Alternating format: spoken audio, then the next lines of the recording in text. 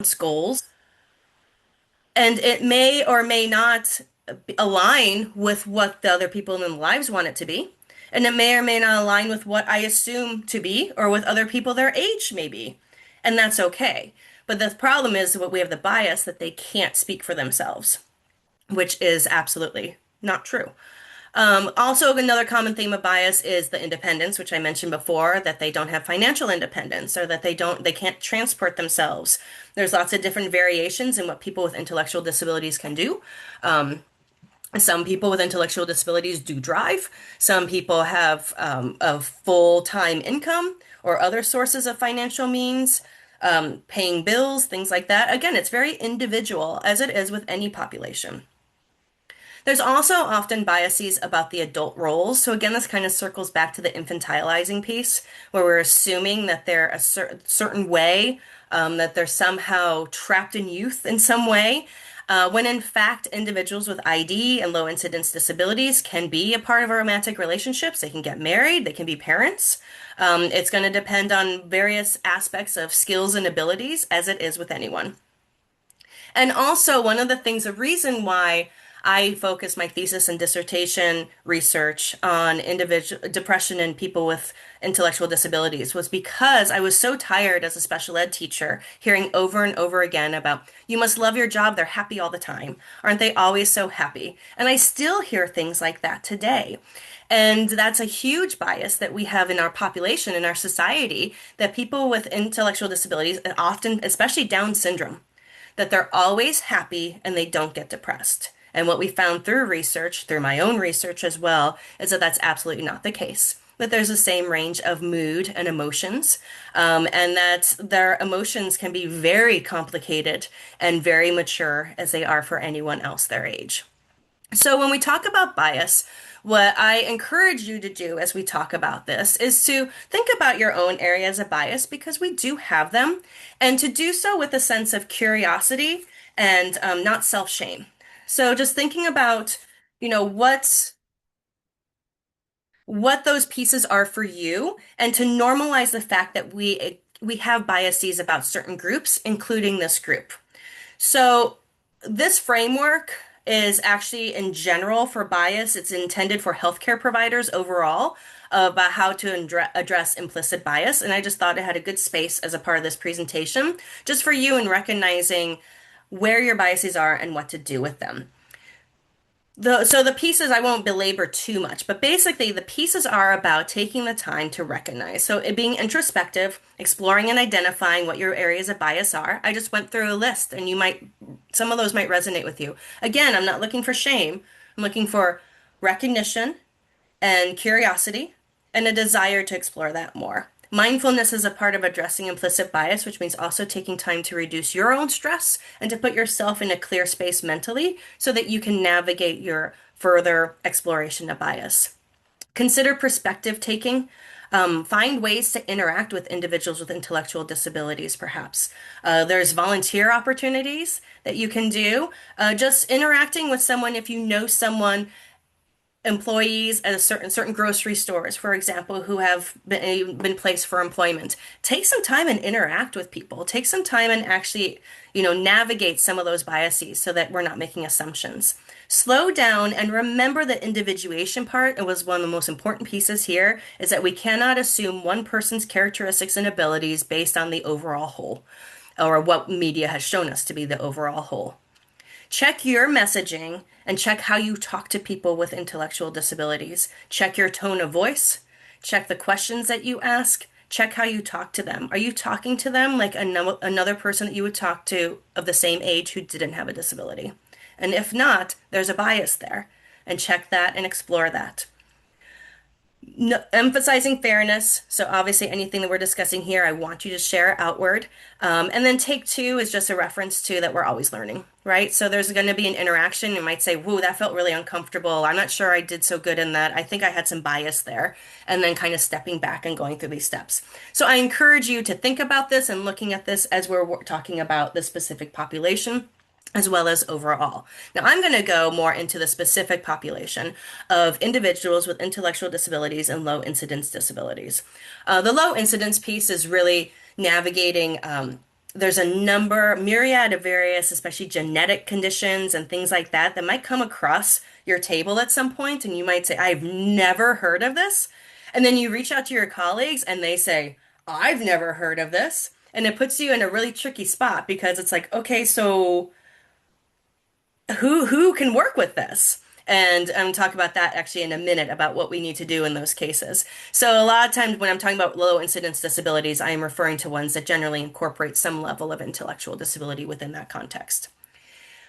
But when we're talking about bias, we're going to talk a little bit about bias in evaluations, bias, and how we interpret ability, as well as in therapeutic and other supports. So in evaluation, some of you may do psychological evaluations, some of you may not. Some of you may do evaluations for services, things like that. So, and some of you may not do any of those things, but you might see a report that comes across your table or something like that.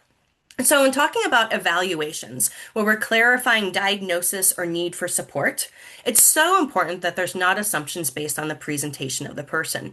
The way that person walks into the room, that should not be an assumption of, oh, intellectual disability, or how significant that intellectual disability is. And I think we are much more prone to this bias with this population because, especially if we're already walking in and we know there's an intellectual disability, but we're figuring out supports or level of need, then we tend to make a broader negative assumption than an adaptive assumption or a positive assumption about their abilities.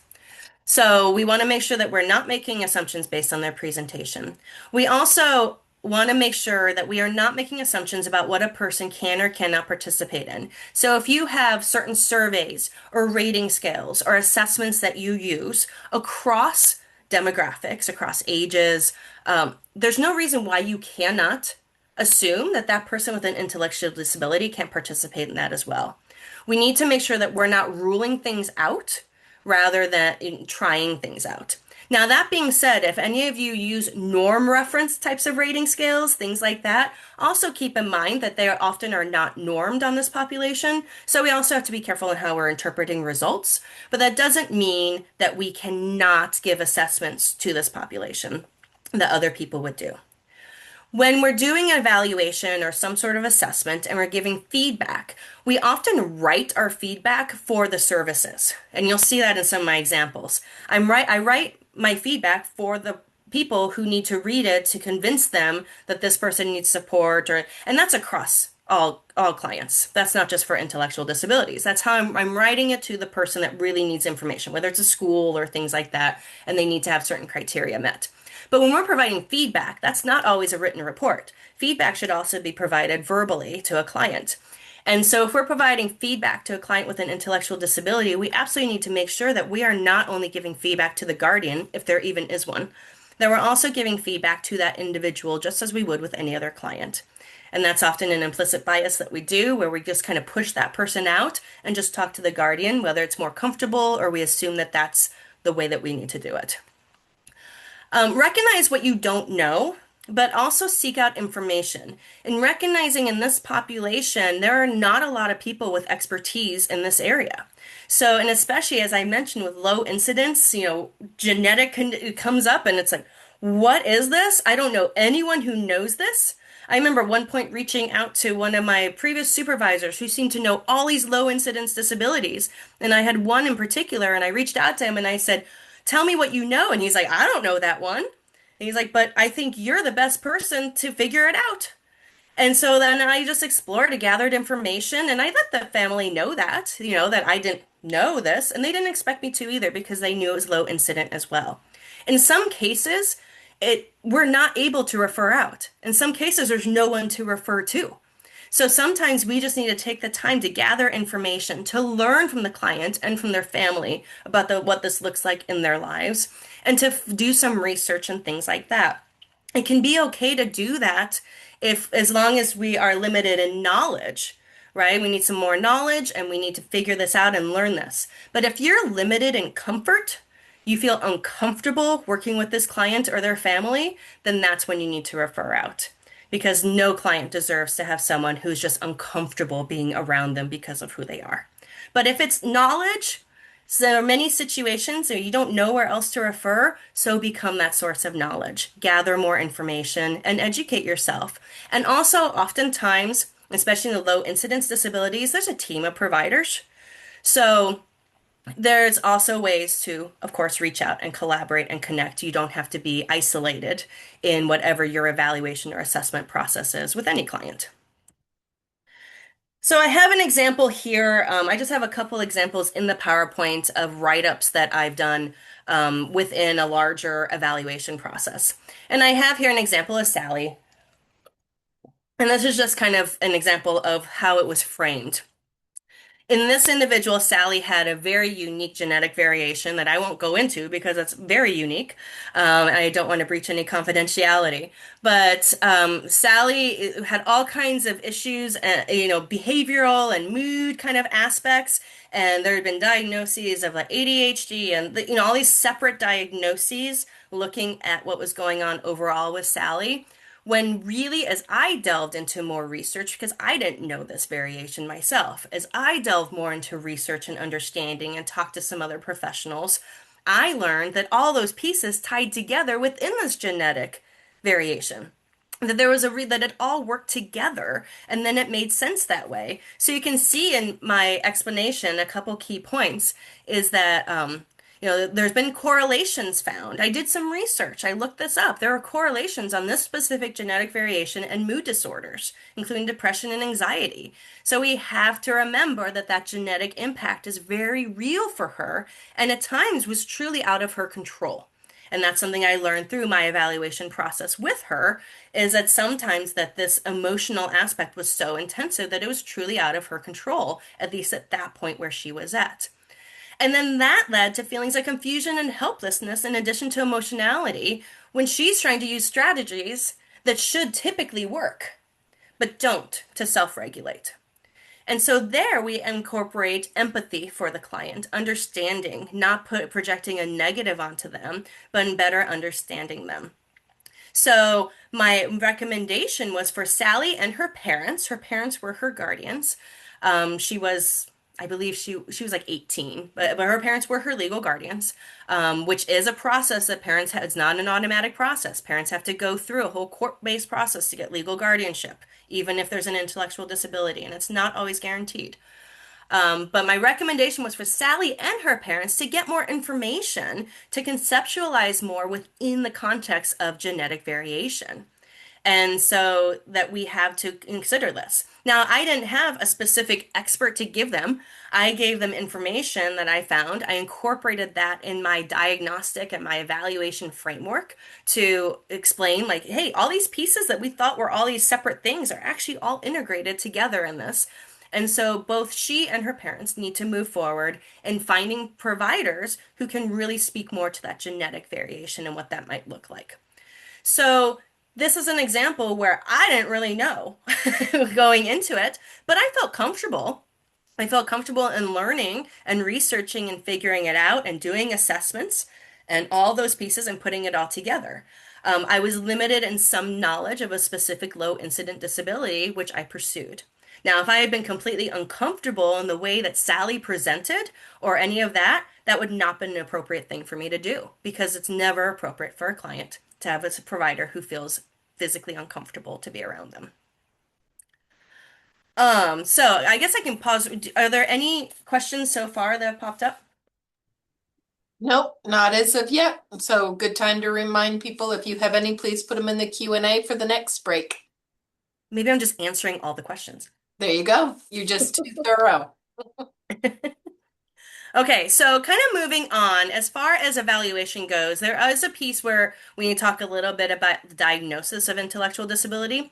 Not everyone who's here does diagnosis, I know that, but we also see diagnosis and how that looks. And if you don't kind of understand how diagnosis looks for intellectual disability, then you might erroneously say something like, it doesn't look like they have an intellectual disability. And then for a family or a client that finally got an answer or has been living with this information for so long to hear something like that is completely unsettling. Are there cases where that happened? Sure. But if you provide that information and that's not accurate, you're just providing more harm to the client and their family. So, cognitive abilities drive determination is one of the assumptions, and really, IQ score is just one piece of an intellectual disability. In fact, the American Association of Individuals with Developmental, I don't know what the DD, developmental disability, AIDD. Sorry, just based on that. But when they have a great book and resource actually all about evaluation for intellectual disability. So if you are an evaluator, I want to make sure to provide that for you. Feel free to reach out. I'm not sure if it's in the resources. I think it is.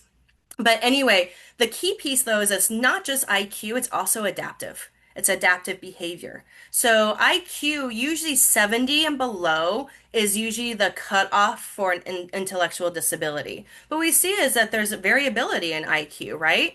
And so a key piece there is also the adaptive behavior. If someone has a lower IQ but super strong adaptive behavior, then that's not going to meet the criteria for an intellectual disability. There's some reason why their IQ perhaps is lower. Maybe there was a brain injury or trauma or some significant grief or loss that's depressing their cognitive abilities. But if their adaptive is way up here, then that doesn't align. What we normally see is some kind of level of adaptive along with the IQ scores. And what we also see though too is that someone with maybe a slightly higher IQ, maybe in the lower 70s, 75, but they have really low adaptive behavioral functioning, we're going to say that that is probably an intellectual disability because together that's where they're functioning and that's where their abilities are.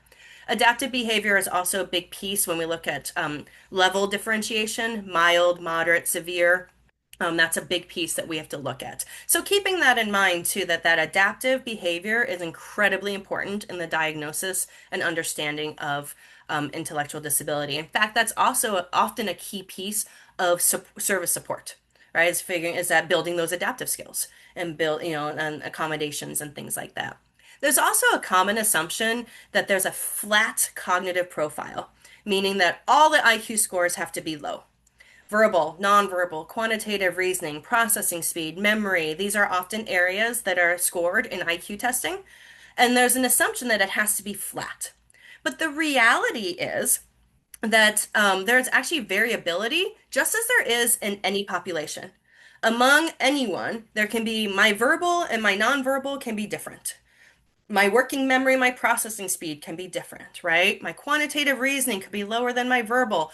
It's normal to have variability in our cognitive abilities, and it's also normal to have some variability in with an intellectual disability as well. So just because there's one area that's higher than the others doesn't negate the presence of an intellectual disability. But that is an area that indicates an area of strength that we could perhaps build from and utilize in services and supports. There have been different cognitive profiles identified among individuals with intellectual disabilities. A few distinct profiles are flat, right? So that does exist. I'm not saying flat profile doesn't exist, where you can have low verbal and nonverbal, all the pieces are low. But you can also see ones where nonverbal reasoning is stronger than verbal. And a lot of times that's where we see language delays, things like that. It's receptive and expressive language delays and things like that. But the nonverbal might be stronger. So there's areas that we might be able to build from as supports. And then we also have profiles where the verbal is higher than the nonverbal. And this is where we will find individuals with intellectual disabilities who communicate in a way people assume isn't an intellectual disability. And so then they may be talked to in a certain way or have certain expectations or certain frustrations because they're assuming that their verbal matches their overall abilities. So we have in this situation where people may not realize they have an intellectual disability. And we also see, especially among some of our youth, and especially some of our girls who have an intellectual disability, when they have those stronger verbal versus not, but they do have an intellectual disability, is that their peers see them as not having a disability, which is okay, but they also become targets and they also are very vulnerable because they have more challenges understanding social nuances. And when someone is, treating them poorly or, various aspects of those things, and those girls often become victimized. So something also to think about if you're working with clients that meet that criteria. And is that victimization is a key piece. Self-advocacy is a key piece, often in the services that we give to our youth with intellectual disabilities, so that they can recognize when they're being targeted or when they're being victimized, when they notice when things don't feel good, and communicate when that happens. Um, so that's a little side piece. The other thing is that, like I said, flat profiles do exist. And the word flat profile is just a term for, all those scores are 70 or below, that there is, and then people will say, that's so hard to talk about because there's no strength, there's nothing we can do about it, it's so sad. There's a bias right there. It's not sad, it's how their scores are. That doesn't mean that that defines who they are as a person. I'm going to give you an example of Jordan, who I mentioned a couple times later on as well. Jordan is a young woman who I've worked with both as a therapy client and through evaluation, who has both a moderate intellectual disability, as well as autism. And in my framing and explaining in the evaluation report, this is how I described her. She has an absolutely flat profile as far as IQ goes, low scores across the board. Okay. That's how her IQ profile looks like. But that doesn't mean she's flat. It's the reality of how her brain is developed and wound. She is a fun, interactive, and generally positive adult who also experiences the range of emotions and frustrations that other people her age experience. This was very important for understanding with Jordan. Um, she's learned skills to help her navigate through some elements of adulthood. I believe Jordan was 30 years old at the time of this writing. She also struggles with social navigation, emotional regulation, and sensory reactivity. That's autism and intellectual disability. When Jordan becomes more distressed, she demonstrates more repetitive behaviors and emotional reactions that communicate her distress. She is a wonderfully unique person who demonstrates the complexity of any other person. Although this tends to be expressed in ways that are easier to be misunderstood and sometimes more difficult to manage and navigate. Notice, easier to be misunderstood. That's not on Jordan. She's expressing her feelings. That's on the people around her who are misunderstanding and misinterpreting how she's expressing her feelings. It is important for those around Jordan to listen to her actions and behaviors to more fully understand what she is communicating.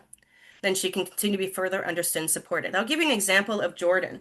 Jordan engages in pica behaviors where she will eat anything, dirt, whatever pieces are around her.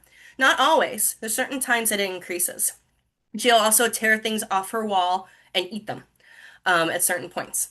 So there was a point. Jordan's guardian is her mother. Her mother always attends therapy sessions with her. I work with Jordan. We'll bring in mom at the end to kind of help with, just generalizing and planning for supports.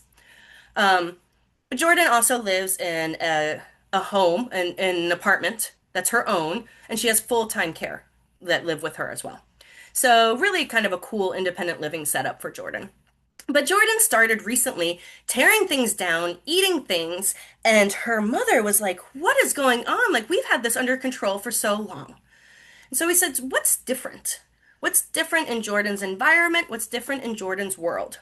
Well, it was October, and there had been her staff at her home really thought it would be lovely to put up some great Halloween decorations, lights and decorations and things like that. And it's also at the stores that she goes to, and it's in her home. And her home environment was essentially changed. What she knew to be her home environment was changed, and there were like all these stimuli and things happening now in her immediate home environment.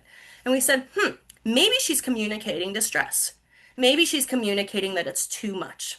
So Jordan's mom took that back to the staff. They said, "Oh, we don't want to do that." They removed the decorations from inside, right, and from outside, to really low minimum. The behaviors practically disappeared. And then moving forward from that, we said, "Ooh, Christmas is coming up. What should we do about that?" We've decided to keep decorations to a minimum. And the behaviors didn't come back. Jordan was communicating distress, overwhelm, and too often people would look at that as just another behavior, just another thing, when in fact it was direct communication. So we need to keep those kinds of things in mind. When we're talking about evaluation results or assessment results or general recommendations for supporting clients with intellectual disabilities, there's a lot of things that we need to be aware of. We need to avoid misinterpreting behavior or assumptions, and we need to provide alternative perspectives and wording. What was she communicating? Right? What's happening? What's changed in her environment? And talk about things in a different way. You might be the first person to talk about Jordan or someone else in this way. They may have had a long line of providers who have pathologized, who have said negative things, who have talked about this is just part of intellectual disability. You may This may be the first time that that client or that family is hearing things in different ways. So there might need to be some adjustment, right? And you might need some time to think about that in a different way. But that's very powerful to present that. Again, you want to focus on things that could be environmental aspects rather than just focusing on the individual. Sometimes individuals with intellectual disabilities do not have the words or the personal self advocacy to say, those lights hurt my eyes, or that's too much for me. And I say the personal self advocacy because we need to remember that as individuals with intellectual disabilities, they've grown up their whole lives with people treating them like a child, talking down to them, or not asking their opinion, not asking what they wanted, talking for them, making choices for them. Now, that varies, of course, by school, by family, and everything, but it's oftentimes naturally done without by best intentioned people not even realizing that they're doing it. These children grow into teenagers and adults who have learned that their voice does not matter, who have never learned how to communicate for themselves or how to be self advocates. So sometimes our greatest role is to provide a model of self advocacy and to provide different changes of perspective about what might be going on in a certain circumstances. We want to highlight behavior as communication. We want to look for patterns of shift and change and things like that and how that might look. And then, of course, we want to point out strengths. What are the strengths that this person has? What are the interests that they have? What is their coping? What are the things that they do? What are their strengths? And how do we use that? Point out the unique characteristics of this individual. Jordan truly was a very fun person to be around. I still love having my sessions with her. That's a very true piece. And we want to embrace that about her and about anyone else, just as you would with any other client. Why would we not do that with someone with an intellectual disability? So I'm going to talk a little bit more about specific therapy things. Do we have any questions pop up since I asked for questions? Yes, you did.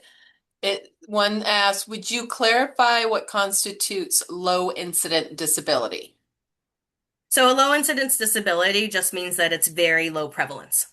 So, in my case, I was trying to clarify that I'm really referring to the low incidence disabilities that incorporate some level of intellectual disability, but there's other areas of low incident disability, like, for example, a rare genetic mutation that increases language disorder.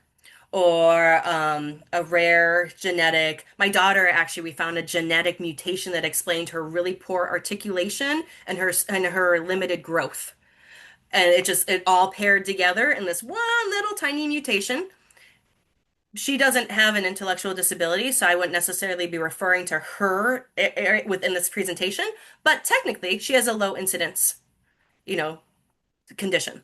So that's all it means is really low prevalence. But in this context, we're talking related to intellectual disability. Okay, thank you. And then we had another one that says, when determining the level of impairment, I find the most evaluators default to mild cognitive impairment when a different level may be warranted. This often negatively impacts the individual's ability to qualify for funded services and support. How can we advocate for an accurate diagnosis level in these situations? That's a really good question. I'm going to talk about services in just a little bit, so I think that'll answer it a little bit more. Qualifying for services often isn't about the diagnostic label, but the functional ability in different areas that have been identified. So you can still, with mild intellectual disability, qualify for things like DDD if the evaluator outlines the areas of impairment. If they don't, that's where we run into challenges of qualification, is that the evaluator doesn't understand the criteria that they're trying to seek out, and so then things aren't written in the way for that criteria to be considered. Now, that being said, there probably is a more tendency to default to mild than to moderate, but probably because of the stigma attached to it. But that also being said, I would ask what makes them not mild. Because again, just having an IQ score, so technically 55 to 70 is mild in an IQ score, and then 40 to 55 is moderate. I think I have my windows, right? So there's variability in that. But just because they have an IQ score of 54 doesn't mean that they're moderate if their adaptive behavior is in the 60s or around 70. Because again, we have to consider both aspects. IQ score is just one piece of information. We have to look at the adaptive behavior as well.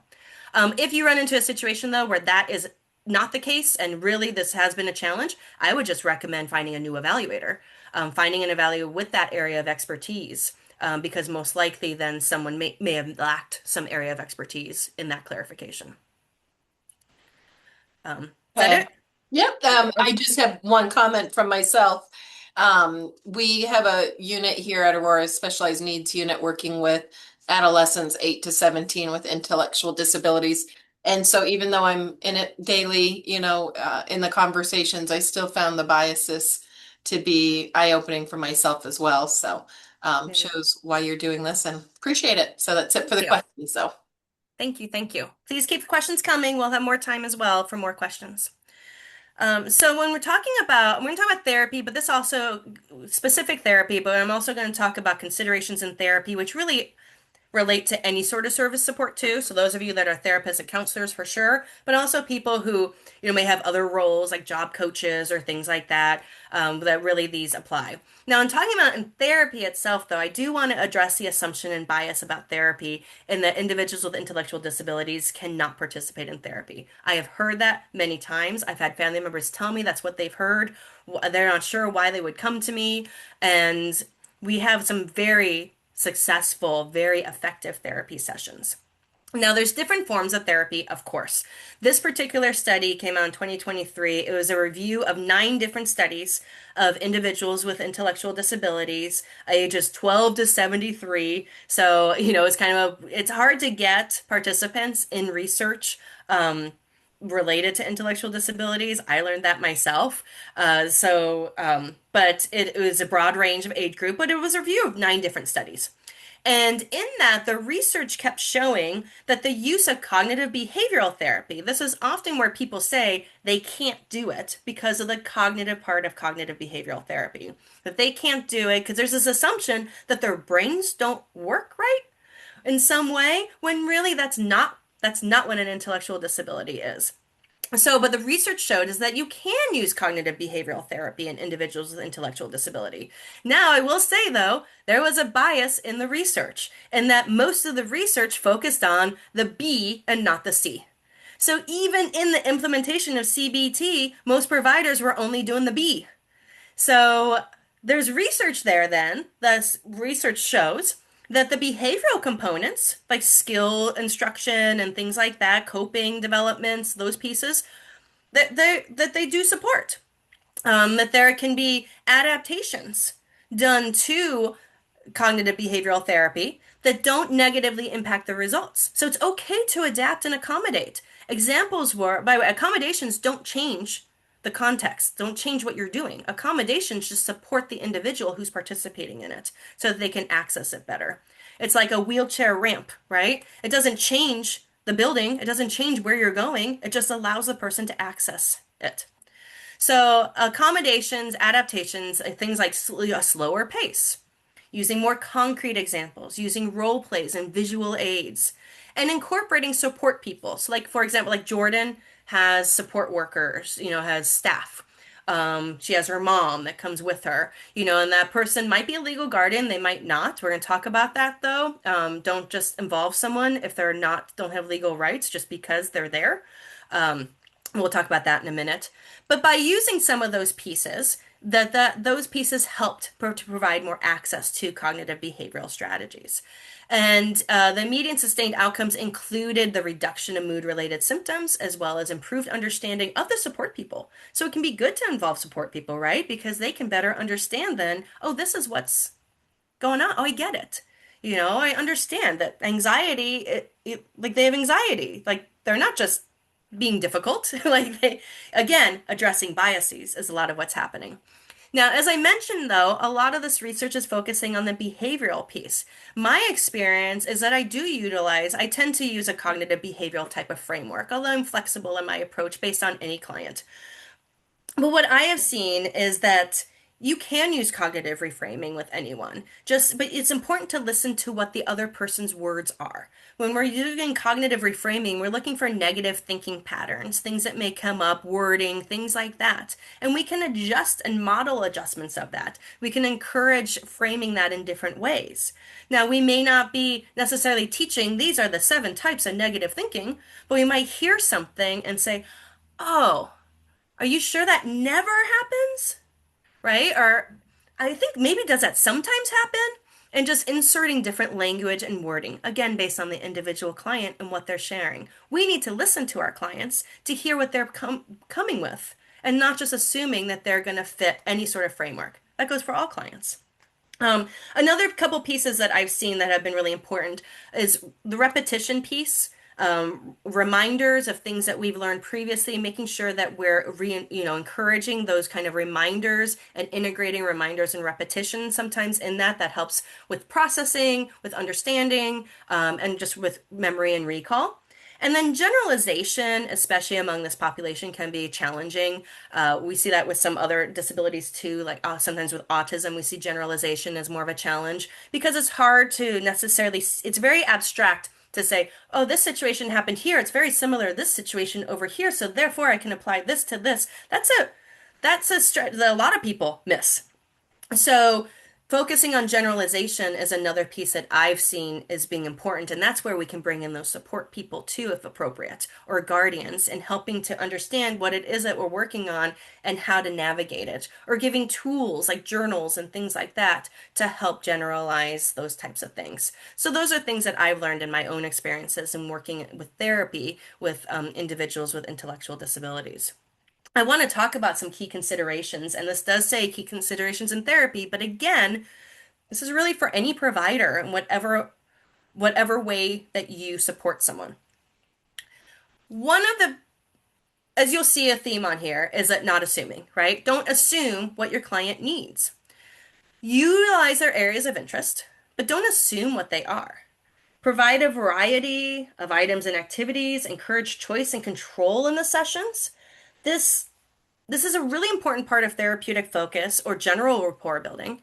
And many times, our clients with intellectual disabilities don't have a lot of choice and control over what they're doing and what they're experiencing. They're used to being told, you're going to do this, now you're going to do this, now we're going to go cook, and now we're going to go to work, and now we're going to, they're used to those kinds of directives many times. So provide your space as a space that has some opportunity for choice and control. And again, not just don't put out toys, right? Put out other items that they're someone their age you would put out for anyway, different things and activities. I have actually Jordan, I use picture choices with Jordan too, so that she walks into our sessions with full control. At this point, I mean, she knows kind of what I have, but I took pictures of the items in the room that she had used multiple times, which include like markers and um, you know, just different games and things like that she had already shown an interest in. So that when she came into the session, I laid out the pictures and I said, "What are we doing today?"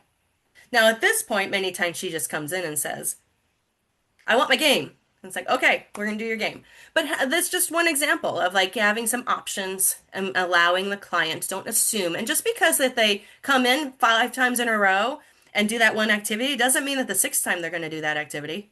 So always maintaining that opportunity. This is so important for individuals with intellectual disabilities, again, because they may not have that experience in many other places. Don't rule out aspects of communication and sharing. Okay, the verbal skills may be low, language might be low, verbal reasoning might be low. There might be a difference in abstract conceptualization of things like moods and emotions. I had a middle-aged woman with an intellectual disability who would come into my sessions, and she would get very overwhelmed emotionally, sometimes in sessions, many times in her home living situation. And one day I had like a weird like window, but it's not really a window, but like a glass section of my office. And I brought in window markers. And I said, that's just, instead of talking about stuff, let's just draw how we're feeling. And wow, she drew all kinds of expressions and situations and went off of it. And that was the navigation. So we started doing that at the beginning of every session. Let's start out, let's see where you're at. Let's see where we're at. Where do you want to be? And we were able to incorporate that. So just making sure that you're not limiting yourself, especially if you're a therapy provider, to talk, right? That there's lots of other avenues and ways to provide that. Consider a preferred activity to begin the session and and allow that. So I kind of mentioned that again with choice and control. If there's something that they like to do at the beginning of every session, why not? What's wrong with that? Builds rapport. It can also build a lot of awareness. So I had one client who came in who I've seen regularly for therapy, and they tend to have more echolalia and perseverative words and tend to not speak in like full sentences, right? Language is limited. But they really enjoyed having a journal. I have journals for all my clients if they want them, and just drawing. Now, their drawings were all just like circles and scribbles, right? But she really enjoyed coming in and doing that. So we did that at the beginning of every session. Do you want to use your journal? Yep. Or she'd just go and get the journal and sit down with the markers and do that. And what I learned was to shut up and listen and to just let her draw. Because as she was drawing, she was talking about Joey did this, and mom does this, and dad's sick, and and like just little pieces just coming out as she was drawing. And I could hear all the things that were kind of going on in her life, and then we could kind of navigate a little bit more about where her emotionality was, where her coping was, and things like that, just by her sharing those pieces. I also noticed that on some days, especially when her mom, who was her guardian, informed me ahead of time she's had a really rough week. She's had a really rough week. Okay. With that on those days when she would come in, sometimes the drawing was like this, and then as she kept talking and I just sat back and just listened, it suddenly started doing this. We just did therapy. She just regulated. She just processed and regulated in her very own way by just having that space and that opportunity and someone who allowed her to have that space and gave her the tools for that. So those pieces can be extremely very powerful. Pay attention when you're talking to clients with intellectual disabilities about how you ask them questions. Acquiescence is a tendency to say yes. This population has very strong acquiescence. Many times they have been raised being told what to do, how to do it, when to do it, right? They've had a lot of control and direction over their lives, maybe not a lot of opportunities for self-advocacy. And so they've learned the answer to a question is yes. And so if you ask, are you happy today? And it's like, yes. But you know what? If you turn that around and say, are you sad today? You might also get yes. So we need to be careful that we're not just asking yes or no questions. And even multiple choice responses with the acquiescence and with some language aspects and things like that, a lot of times the individual, if with an intellectual disability, will choose the last option that you give. So you might even check this out. You might even say, oh, would you rather paint or draw? Draw. Okay. But then the next time you might flip it around, right? You might try that out a little bit and see if that acquiescence is there. It's not always there, but we need to be aware because we do tend to ask questions in a direction that we want the answer to be. I want them to feel good. Do you think therapy is going well for you? Yes. Oh, good, right? I feel better. If we do this, we don't do this with bad intention. It's what we do. We're asking questions in the way that we hope for them to be answered. And our clients with intellectual disabilities are often very accommodating to that. So we really need to be careful in how we're asking questions. The best approach is open-ended, but you need to be patient because sometimes it takes longer to identify what the answer is. And sometimes you have to be careful how we make sure that our language that we're using is adapted to that person's understanding level. So, or it might need to be more specific. So, how are you feeling? It might be, tell me how school has been, or, tell me what's going on. That might be very broad. What are you doing today? It kind of depends on the client, right? It depends on the client, of course. But giving an open-ended questions and giving space and time to formulate. That's probably the thing that I see the most is that my clients with intellectual disabilities need time to put together the answer in their head and to put it out into words.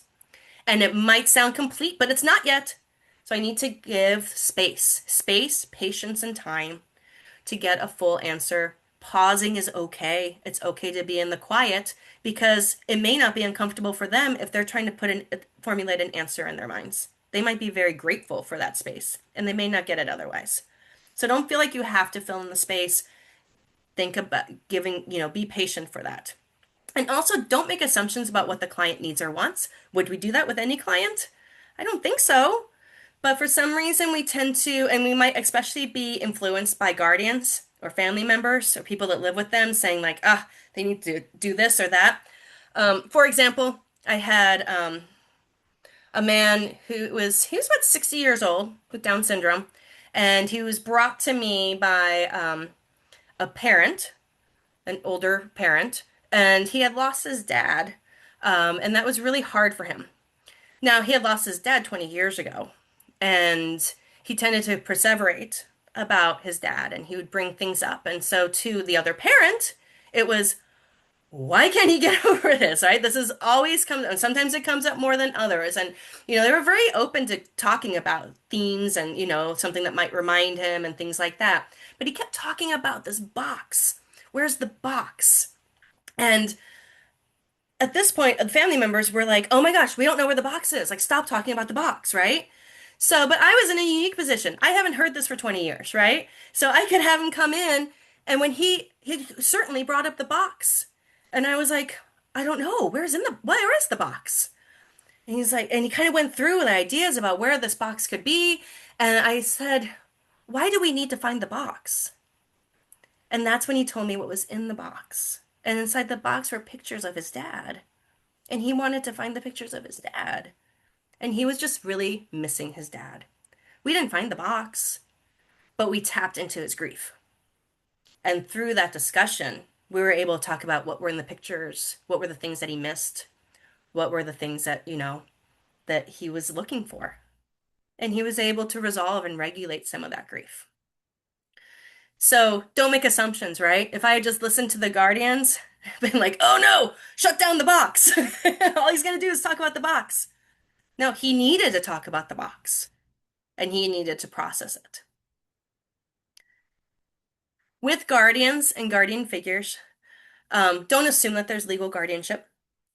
If someone says, I'm their guardian, make sure you get documentation that shows that to be the case. I have had people say, I'm their guardian, and they really truly believe they are, when really what they have is like medical say. The first rights, like is that the right term? You know what I mean, right? If they're, Katie, were you gonna Power tell of me? attorney? What's that? Medical power of attorney? Yeah, power of attorney. Thank you. Yes. Like first right. No, that's not it. Power of attorney, right. And that's what they have. And they don't know the difference, right? They really think that they're their guardian. I've had that happen a couple of times. And I've had to explain this is not guardianship. There is a way to go through and get guardianship. Some people need it, some people don't need it. But if they don't have a legal guardian, you must get signed release by the client to communicate with other adults, even if it's their family members or whoever it is. And that also needs to be informed consent. So that's not just sending the mom a form for their 19-year-old son to sign. And look, he signed it. Okay, good. No, that means actually having a conversation with that son and saying, do you want mom to talk? This is what it would mean if we sign this, if we give her permission, and explaining to it and making sure that they know this is a choice and it's not required. Um, Also, if there are guardians, if there's people who we do have releases or there are legal guardians, who are getting information, that's fine, but don't talk behind their back. That's happened their whole lives, most likely, to some extent. Make sure to give them control. Your space might be the only space where they have control and opportunities for self-advocacy. Give them those areas of control. What should we share with parent or with, the guardian, whoever that might be? And also encourage the same from that other person. When they tell you, oh, I'm really frustrated about this and this and this, do they know that you're frustrated? Have you shared that? Can we share that together in some way that would work for both of you? And then you're empowering communication and connection and also understanding that that adult is an adult. So we want to make sure that we are modeling that for the guardians as well, who again may have had their whole lives treating this person this way, not out of malicious intent, just because that's the way it's been. So we can provide that differently. Sometimes, especially parents, can get really frustrated because this is not how it's been before. I mentioned a client, a woman in her 40s, who we drew on the window. They ended up pulling her from my services because they were frustrated that I would not give them all the details of her therapy notes. They were not her guardians. She did not want to share with them. So, but that was frustrating to them. So I encourage you to be a little bit proactive. I probably could have been more proactive on that. Kind of threw me off. I wasn't expecting it, right? I could have been more proactive. I learned that. Be proactive with these guardians or with parents and talk to them ahead of time and say, hey, this is how I approach things. Your child is an adult, and I see them as an adult. And so we can communicate if they gave me permission or because you're a legal guardian. But that communication is going to be driven by them, just as it would be with anyone else, because I'm treating them like anyone else. And giving them that proactive conversation could probably help in reducing some of that frustration. But it can be a frustration. And of course it would be. It's different from what they've been used to all this time. I think similarly, we can see that too if any of you work with youth who become 18 as you work with them. And then all of a sudden the parents are like, what do you mean you can't tell me what's going on, right? There's a similarity there in that as well, that there can be, we need to be proactive and give them information about what we're doing. We're not pushing them out, but this is how it works now. Um, Giving examples of how to communicate collaboratively. I have some of my clients, both with intellectual disabilities and without, who are youth or who have a guardian, where they will send me an email update before each session, but the email update is with that guardian or parent and with that person. And I said, I want, when you're sending me this update about what's gone on this week, I want their words in there too. How are you feeling? What do you think was hard this week? Or whatever it may be. Shared updates. It might also be in person too. I just know it's worked out really well to give them that task at home because then it encourages that communication further in the home setting. And again, just continuing to reiterate that this is, if this is an adult, that this is an adult. And using those words, I will often say things like, well, he is a middle-aged man. He is an adult. She is an adult. She is a grown-up. I'll say things like that when we have like shared conversations in front of the client too. So they can hear it. I am an adult, right? Because there's not enough times that they can you imagine someone not referring you to it to you as an adult, right? And just reiterating that builds that empowerment and self-advocacy. So I do have some resources, and then I'll show you the resources, and then we have an opportunity for some more questions. So I saw most of us are in Arizona, it seems. I know that there are some people out of state.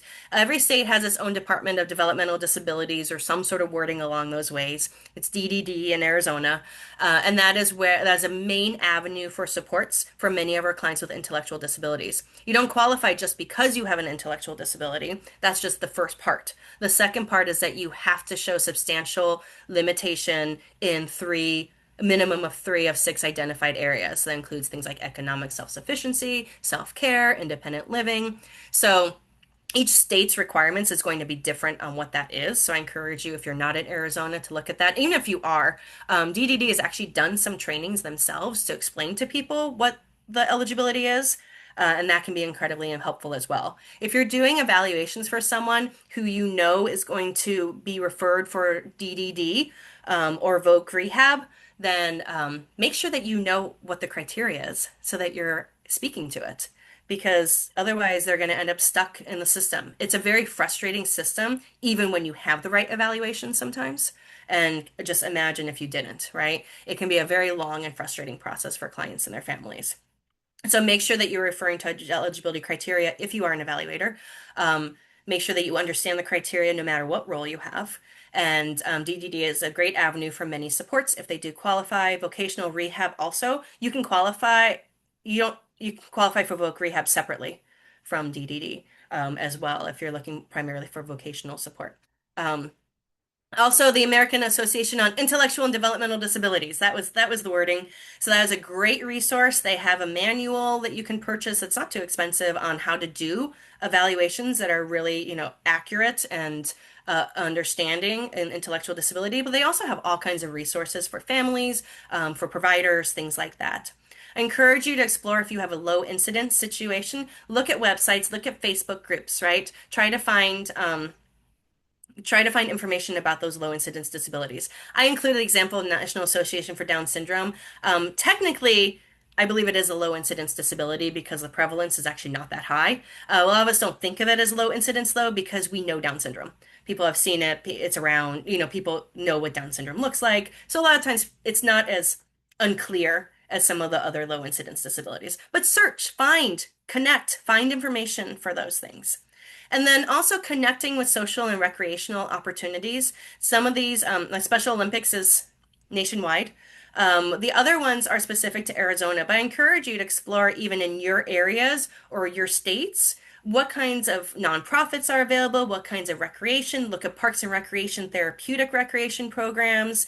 We have a couple here, like there's an Arizona Adaptive Water Sports. These are great ways, for people to connect. And it's also a great way for you as someone who may not feel so comfortable or understanding or feel biased with this population, but you don't want to be, right? That's why you're here to connect with the population yourself and what can be a really fun way to do it and to learn about the families and just, and the individuals and see who they really are as individuals.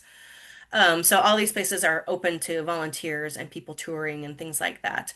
One of the things I had mentioned in our little group before we started was that one of the things I don't know enough of, and if anyone does know, there's lots of social activity options. There's things in the schools as well, like best buddies and programs and things like that. But there's not a lot of like support groups, like a support group for individuals with intellectual disabilities to come in and talk to each other about what it's like to have an intellectual disability, and there's also not a lot of providers who will provide affirming and understanding care, therapy to people with intellectual disabilities. So if you know of any resources, please do share. Other areas, though, too, that can be helpful. I mentioned CBT studies because I think that's really interesting because that's the part people think doesn't work. But there's other aspects too, as with anyone. There's equine therapy, there's drama therapy. I've actually done drama therapy for individuals with intellectual disabilities, and it's another alternative, just as it is for anyone, to express and process emotions and experiences. So always thinking about those other aspects as resources as well. So I will real quick, when you get this PowerPoint, which you will, there's references at the end, so feel free to explore and look if you would like to do so. Um, the very last one, the Shawlock, Intellectual Disability Definition, Diagnosis, Classification, that's the little book I told you about. That's great if you are an evaluator. I highly recommend if you're doing evaluations to diagnose intellectual disability that you explore that. But this is my information. Um, my email is a great way to reach me and my website. But do we have other questions? We certainly do. Before I get into questions, there was a lot of good input. Thank you. This has been very helpful, informative. Somebody said, I feel like these brilliant techniques are useful for clients without disabilities as well. And Mhm. many people agreed. So a lot And I of think we helpful. do use those with a lot of clients. The thing is that somehow we sometimes lose, it's more natural sometimes, and we somehow lose the intention and the forethought to use those with clients with intellectual disabilities because biases sometimes interrupt that. But yeah, absolutely. These would work for everyone. Well, you're getting a ton of amazing presentation and all sorts of good stuff in the chat. But on the questions, how do your therapy sessions differ from applied behavioral analysis? So I am not an ABA provider. So applied behavior analysis is more about teaching a behavior in response to a certain situation and navigating what that behavior looks like. I am not about ABA is tricky because there's different variations. There's some really great affirming, empowering ABA formats, and there's some ABA formats that are very restrictive and rigid. Um, but ABA tends to drive more about what the social norm is and adjusting behavior and what you're doing to align with expectations. And that's not necessarily a bad thing, right? That can be, because that can also apply to things like how to regulate a meltdown, and things like that. So my approach is more therapeutic. It's more about coming in and identifying what they need to work on, processing emotions, finding ways to process emotions, talking through situations, having problems, things like that. My therapy sessions with individuals with intellectual disabilities very much mirror my therapy sessions with others. Um, yeah. What type of therapeutic interventions would you suggest for a client with very rigid thinking? Um, it depends. I mean, it depends on what the goals are, right? What's the goals of the client? Does the client want to have less rigid thinking? Then that would be a goal where we might be going into more cognitive types of work and trying to consider other ideas and other alternatives and things like that, whatever that looks like for that individual. But if the rigid thinking is just a part of who they are, then I would incorporate that into your interactions. So, like, for example, rigid thinking might be that it could be about ideas. It could also be about interests. It could be a lot of different things. So, like, if, for example, someone's very focused on a certain topic or an interest, use that as rapport building. Talk about that thing. If someone is very rigid in how they're interpreting something, we can absolutely validate that. We can also introduce other perspectives if needed, but we can also build that validation piece. So, as far as a specific, it's hard to say. Sometimes this is where also some other techniques can work well, like such as like the equine therapy and things like that, where it's not just talk based, which is where the rigid thinking comes out. But again, what are the client goals? And then working through that. I do have a couple clients with some very rigid thinking patterns, but sometimes it's just moving very slowly. It's like, okay, we don't think we can do this. What's one piece that we can tackle for that? What's one thing? And it can take us months to reach a step, and that's okay.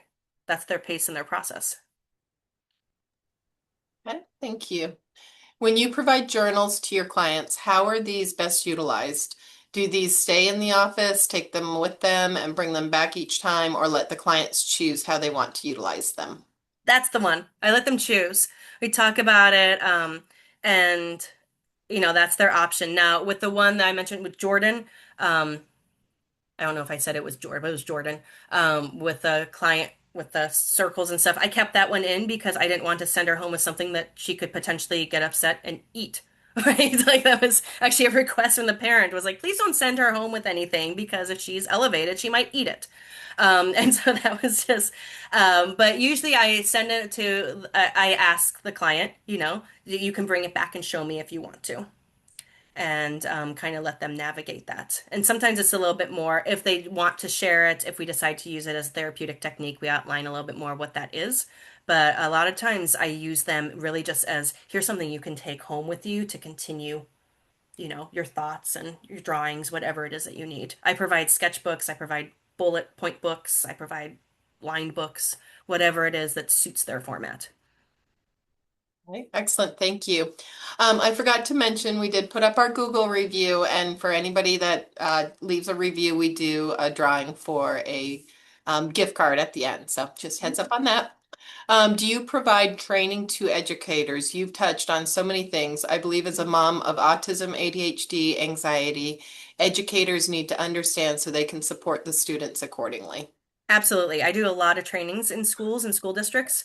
Having the background as a teacher and a school psychologist, I feel like I'm able to understand the environment a lot better than some other people may be able to do. Like, I understand the stressors and the demands and the special education system and things like that. So I'm always happy to talk to schools, to districts, to classrooms, to whatever. Yeah, I'm definitely, if you have anyone in specific, just make sure I know that well, you'll have the email because everyone's going to get the PowerPoint. So make sure to reach out and email me. And I think I saw something about an anonymous question. If that person wants to just email me directly what the question is, I mean, it's not anonymous, but it's not for 200 people either. I won't tell anyone.